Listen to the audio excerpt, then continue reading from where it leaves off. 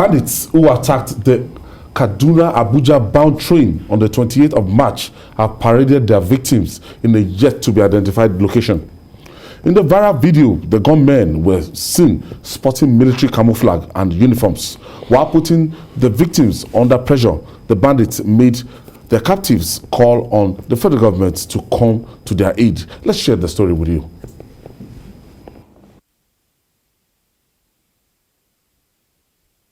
It's nearly 2 weeks after an attack on a Kaduna-bound train claimed 8 lives and wounded many. Among the unspecified number of persons kidnapped by the assailants, only one has been released. The assailant had, in a video prior to the release of the managing director of the Bank of Agriculture, said they were not out for money.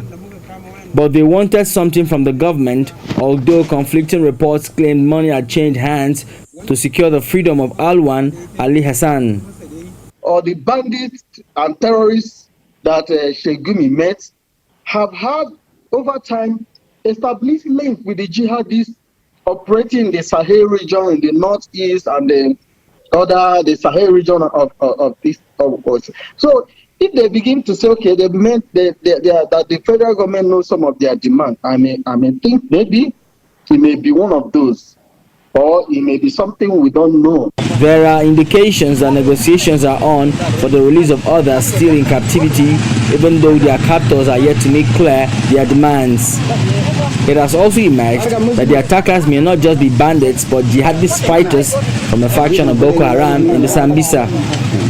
Experts who examined the video clip but declined to be filmed say the approach is typical of Boko Haram but with elements of gunmen operating in the northwest of the country.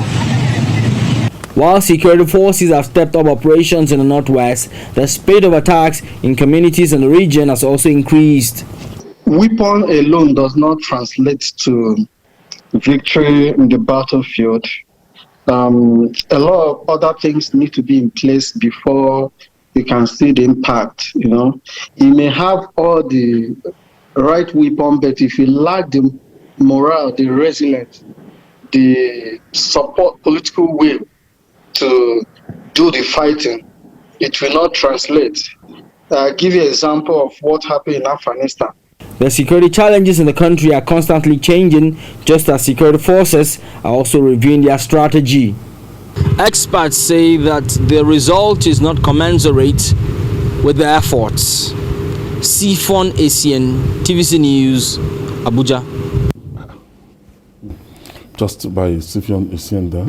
Now, Babajide, looking at this now, it's now becoming obvious that all we have a group of bandits that are so much driven by their passion for money, and they will do anything to get that money and to inflict more pains on us. So the more we pay the ransom, the more they import weapons, and because I don't see, they are not using the money to buy gold or silver or wear good clothes. So the more weapons you have, the more powerful you are as a bandit leader.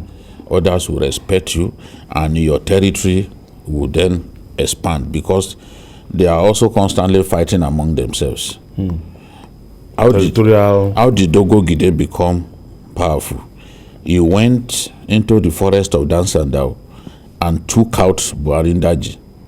Buarindaji's corpse was left in the bush for almost 1 week, completely decayed, before the military went to retrieve his corpse. And since then, Dogo Gide has become very strong. He masterminded the kidnapping of those FGC students.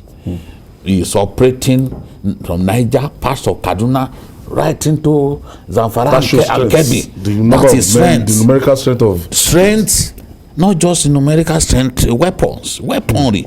It's the weaponry that tells people that, look, if I confront this person, it will teach me a lesson. So everyone has his own area of influence.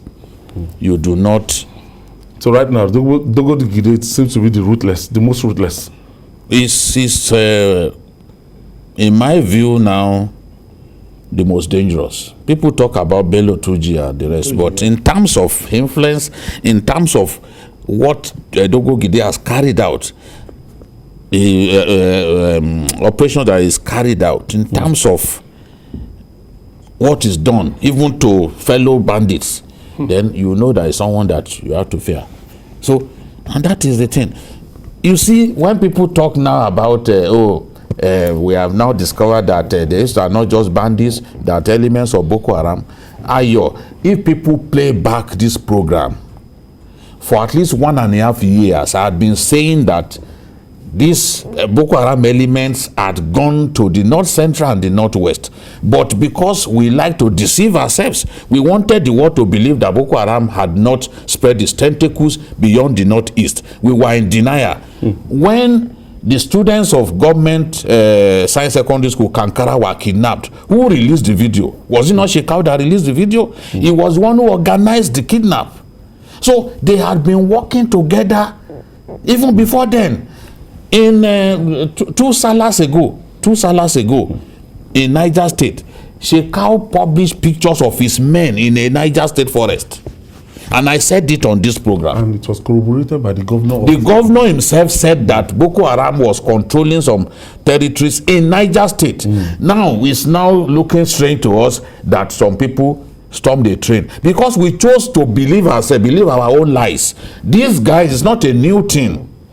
And the DSS guys are watching me. The DSS issued a security report around November, December last year, saying that Boko Haram leaders There's a kind of had infiltration come to the north central to have meetings with bandits. They were beginning to work together. So what we have now is clearly, it's not terrorism. What happened, the attack of the train, it's not terrorism. Terrorism is not defined like that. These guys are after money. It's banditry now. A new phase of banditry is what we are seeing. They now have greater capability because they are working with Boko Haram, who can also help them in terms of bomb making. Explosives. You know, they didn't have the capability to make bombs. Now with Boko Haram elements working with them, they can make bombs to destroy rail tracks. This is the first time I see bandits start recording videos. It's not the first time. They've been doing that. When one of the security analysts that I respected said it, I said, they should be more current than this. When they kidnapped those travelers in Niger State Transport Authority bus, did they not show video? I remember. When they kidnapped the students, students of Forestry Institute in Kaduna, they were flogging them. I'm talking of people who went for a marriage and they were stopped in a bus, Niger State bus. They showed the video. When they grabbed the armored vehicle of the Nigerian army, did we not see them with the vehicle? Why are people saying that this is the first time that they are showing video? They've shown videos up to 12 times. Bandits. We can gather those videos and play to people. So it's not, this thing is not new. They have been doing this thing for some time. We just didn't take them seriously. Now look at what is happening before our eyes. We allowed banditry to fester to the extent that there's like infiltration of Boko Haram. They're now like working together now. It's synergy, because this kind of audacious attack, the bomb, the time bomb, everything to carry it out, they claim the responsibility. Right now, what we have now is that we still have, some people say over 100 of those passengers still with them. They still have FGC, they still have captives. If I name it, they still have captives. For this, going back to Chibok, that's what I'm saying. It has become a pattern. They're still holding the Chibok girls of how many years ago? It's become a pattern. You see, the point is this. It's so unfortunate the way our security intelligence system works in Nigeria. At times you see heads of security agencies who come out, give very good information, and thereafter the whole thing, gets buried in one dry. A former Inspector General of Police, I don't remember if it's Mohammed Adamu also, said it clearly that Ansaru, a branch of Boko Haram, had moved.